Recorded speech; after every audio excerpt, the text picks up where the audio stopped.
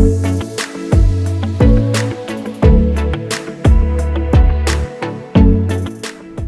Guys, എല്ലാവർക്കും ചാനലിലേക്ക് സ്വാഗതം. ഇന്ന് നമ്മൾ ക്രിയേറ്റ് ചെയ്യാനായിട്ട് പോകുന്നത് ഓസ്ലേറ്റ് ഷെയ്ക്കിൻ്റെ കൂടെ RGB പിന്നെ പ്രത്യേകിച്ച് ഒരു സാധനം കൂടി നമ്മൾ ആഡ് ചെയ്യുന്നുണ്ട്. സോ അതെല്ലാം കൂട്ടിയിട്ട് ഒരു ഷെയ്ക്കാണ് നമ്മളൊന്ന് ക്രിയേറ്റ് ചെയ്യാനായിട്ട് പോകുന്നത്. അലൈറ്റ് മോഷനിലാണ് നമ്മൾ ഈ ഒരു ഷെയ്ക്ക് ക്രിയേറ്റ് ചെയ്യാനായിട്ട് പോകുന്നത്. സോ വീഡിയോ സ്കിപ്പ് ചെയ്യാണ്ട് ഫുള്ളായിട്ട് കാണാൻ വേണ്ടി ശ്രമിക്കുക. എന്തായാലും നമുക്ക് വീഡിയോ സ്റ്റാർട്ട് ചെയ്യാം. ഈ ഒരു വീഡിയോ സ്പോൺസർ ചെയ്തിരിക്കുന്നത് ഗെറ്റ് ഇൻസിറ്റ എന്ന് പറഞ്ഞ ഈ ഒരു ആപ്ലിക്കേഷനാണ്. ഈ ഒരു ആപ്ലിക്കേഷൻ വെച്ചിട്ട് നിങ്ങൾക്ക് ഈസി ആയിട്ട് റിയൽ ഫോളോവേഴ്സും റിയൽ ലൈക്സും കൂട്ടാനായിട്ട് പറ്റും.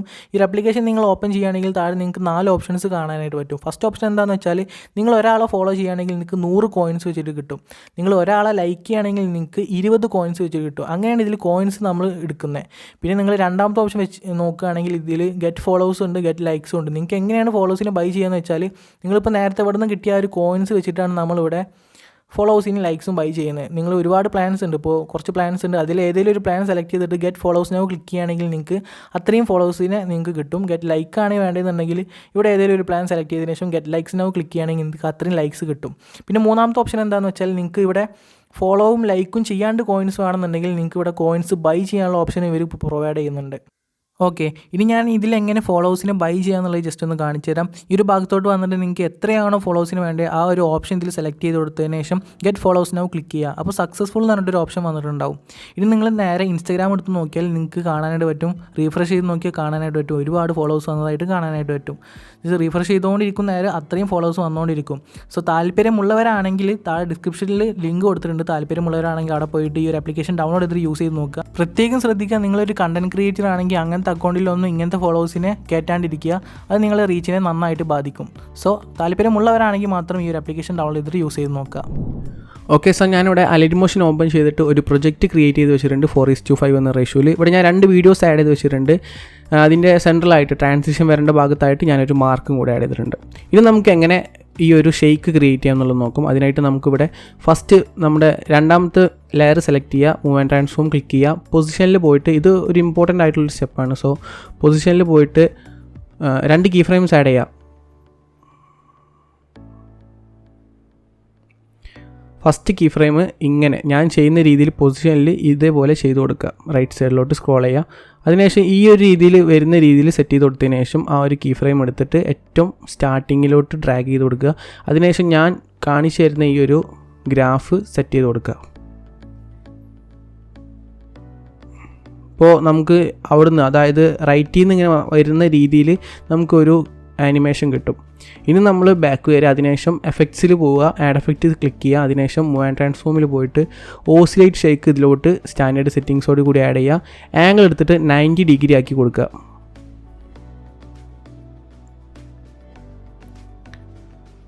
ഓക്കെ, അതിനുശേഷം ഫ്രീക്വൻസി ഒരു 6 or 5 സെറ്റ് ചെയ്ത് കൊടുക്കുക. ഓക്കെ, സോ ഞാനിവിടെ ഈ ഒരു രീതിയിൽ 5.90 ഒരു 6 ആക്കി കൊടുക്കുക. ഓക്കെ, അതിനുശേഷം മാഗ്നിറ്റ്യൂഡിലാണ് നമ്മൾ കീ ഫ്രെയിംസ് ആഡ് ചെയ്യാനായിട്ട് പോകുന്നത്. സോ സ്റ്റാർട്ടിങ്ങിൽ ഒരു കീ ഫ്രെയിം ആഡ് ചെയ്യുക, എൻഡിങ്ങിൽ ഇപ്പോൾ എൻഡ് ചെയ്യേണ്ട ഭാഗത്തായിട്ടൊരു കീ ഫ്രെയിം ആഡ് ചെയ്യുക. ഓക്കെ, അതിനുശേഷം സ്റ്റാർട്ടിങ്ങിൽ കീ ഫ്രെയിമിലോട്ട് വന്നിട്ട് അത് 500 ആക്കി കൊടുക്കുക.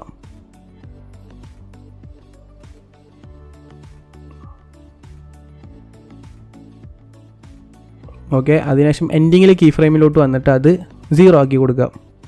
അതിനുശേഷം സ്റ്റാർട്ടിങ്ങിലേക്ക് ഡ്രാഗ് ചെയ്ത് കൊടുക്കുക, സ്റ്റാർട്ടിങ്ങിലോട്ട് ഡ്രാഗ് ചെയ്ത് കൊടുക്കുക. അതിനുശേഷം ഈ ഒരു ഗ്രാഫ് സെലക്ട് ചെയ്യുക.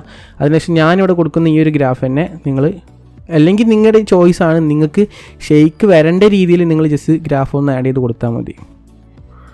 ഓക്കെ, ഇനി നമ്മൾ ചെയ്യേണ്ട കാര്യം എന്താണെന്ന് വെച്ചാൽ ഓസിലേറ്റ് ഓഫ് ആക്കുക. ഇനിയിപ്പോൾ അതിലൊന്നും ചെയ്യാനില്ല. അതിനുശേഷം നമുക്കിവിടെ ആഡ് എഫക്റ്റ് ക്ലിക്ക് ചെയ്യാം.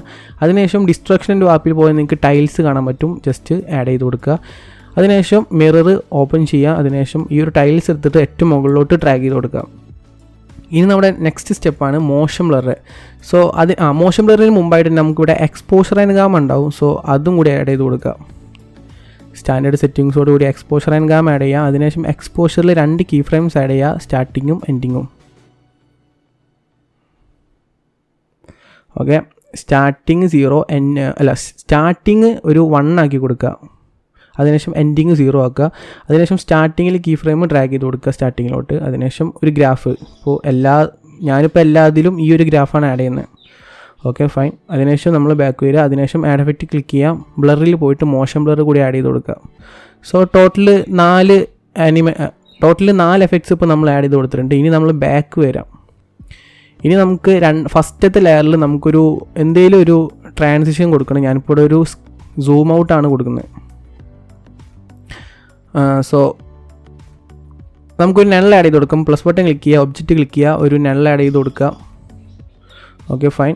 അതിനുശേഷം ആ ഒരു നള്ള് നമ്മുടെ വീഡിയോ ആയിട്ട് പാരൻ്റ് ചെയ്ത് കൊടുക്കുക. ഓക്കെ, ഇനി നള്ളിലാണ് ഈ ഒരു സ്കെയിൽ കൊടുക്കുന്നത്. സോ അതിനായിട്ട് നമുക്കിവിടെ സ്കെയിൽ ക്ലിക്ക് ചെയ്യുക. അതിനുശേഷം പ്ലസ് ബട്ടൺ ക്ലിക്ക് ചെയ്യുക, 2 കീ ഫ്രെയിംസ് ആഡ് ചെയ്യുക. ലാസ്റ്റത്തത് 0 ആക്കി കൊടുക്കുക. അതിനുശേഷം നമുക്കൊരു ഗ്രാഫ് ആഡ് ചെയ്ത് കൊടുക്കാം. സാധാരണ നിങ്ങളൊരു ട്രാൻസിഷൻ എങ്ങനെയാണോ ക്രിയേറ്റ് ചെയ്യുന്നത് അതേപോലെ ജസ്റ്റ് ചെയ്ത് കൊടുക്കുക. അതിനുശേഷം നമുക്കിവിടെ ഇതിലായിട്ട് ആഡ് എഫക്റ്റ് ക്ലിക്ക് ചെയ്യുക, ടൈൽസ് ആഡ് ചെയ്യുക, മിറർ ഓപ്ഷൻ എനേബിൾ ചെയ്യാം, ആഡ് എഫക്റ്റ് ക്ലിക്ക് ചെയ്യുക, മോഷൻ ബ്ലർ ആഡ് ചെയ്യുക. സോ ഫസ്റ്റ് ലെയറിൽ 2 എഫക്ട്സും രണ്ടാമത്തെ ലെയറിൽ 4 എഫക്ട്സും ഇപ്പോൾ സെറ്റ് ചെയ്ത് കൊടുത്തിട്ടുണ്ട്. കണ്ടോ, സെറ്റായിട്ട് വന്നിട്ടുണ്ട്. ഇനി നമ്മൾ ചെയ്യേണ്ടത് ജസ്റ്റ് ഒരു പ്ലസ് ബട്ടൺ ക്ലിക്ക് ചെയ്യുക, ഒരു ലെയർ പ്ലസ് ബട്ടൺ ക്ലിക്ക് ചെയ്തിട്ട് ഒരു റെക്റ്റാങ്കിൾ ആഡ് ചെയ്ത് കൊടുക്കുക. അതിനുശേഷം stretch to composition area click ചെയ്യുക. ഓക്കെ, ഇനി ഇതിൽ നമുക്ക് ആഡ് എഫക്റ്റ് ക്ലിക്ക് ചെയ്യുക. അതിനുശേഷം ഒതറിൽ പോയിട്ട് കോപ്പി ബാക്ക്ഗ്രൗണ്ട് ആഡ് ചെയ്ത് കൊടുക്കുക. അതിനുശേഷം നമ്മുടെ നെക്സ്റ്റ് സ്റ്റെപ്പാണ് RGB. സോ RGB എന്ന് സെർച്ച് ചെയ്താൽ നമുക്ക് RGB സ്പ്ലിറ്റ് കിട്ടും. സോ ജസ്റ്റ് അത് സ്റ്റാൻഡേർഡ് സെറ്റിങ്സോട് കൂടി ആഡ് ചെയ്ത് കൊടുക്കുക. അതിനുശേഷം RGB സ്പ്ലിറ്റ് നമുക്കൊരു സ്ട്രെങ്ത് ഒരു 0 ആക്കി കൊടുത്തതിന് ശേഷം സ്റ്റാർട്ടിങ്ങിൽ ഒരു കീ ഫ്രെയിം ആഡ് ചെയ്യുക. അതിനുശേഷം ഇവിടെ നമ്മുടെ രണ്ടാമത്തെ ലെയറിൻ്റെ ആ ഒരു ഭാഗത്ത് വന്നിട്ട് ഒരു കീ ഫ്രെയിം ആഡ് ചെയ്യുക. സെൻട്രലായിട്ട് നമ്മൾ ഒരു കീ ഫ്രെയിം ആഡ് ചെയ്യുക. സെൻട്രലിലെ കീ ഫ്രെയിമിൽ വന്നിട്ട് സ്ട്രെങ്ത് നമ്മൾ എടുത്തിട്ട് ഒരു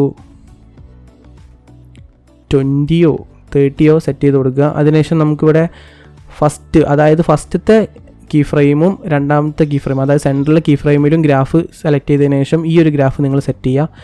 അതിനുശേഷം രണ്ടാമത്തെ മൂന്നാമത്തെയും കീ ഫ്രെയിമിൻ്റെ സെൻട്രലായിട്ട് വന്നിട്ട് ഈ ഒരു ഗ്രാഫ് നിങ്ങൾ സെറ്റ് ചെയ്ത് കൊടുക്കുക. അപ്പോൾ നമുക്ക് ആ ഒരു RGB അറിയാനായിട്ട് പറ്റും.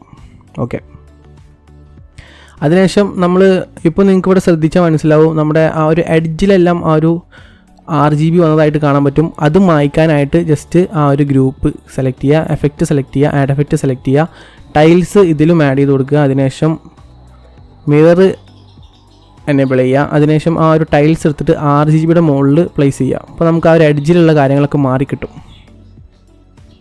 സോ ഇത്രേ ഉള്ളൂ. ഇതാണ് നമ്മുടെ ഈ ഒരു ട്രാൻസിഷൻ.